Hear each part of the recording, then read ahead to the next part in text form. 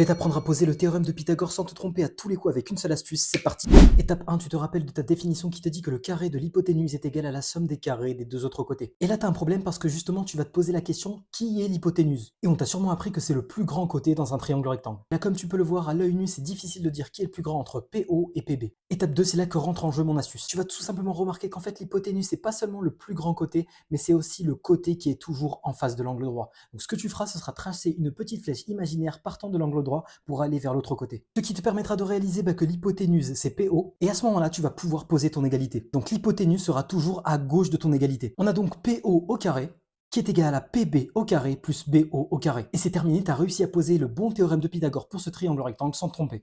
À toi de jouer, voici un triangle CUL rectangle en L. Ton but à toi, utiliser mon astuce et me noter l'égalité du théorème de Pythagore pour ce triangle rectangle juste ici dans les commentaires. Et surtout, n'oublie pas de t'abonner car je vais publier sûrement plein de vidéos qui vont t'aider à réussir ton brevet. Je te dis à très vite pour une prochaine vidéo. Ciao ciao.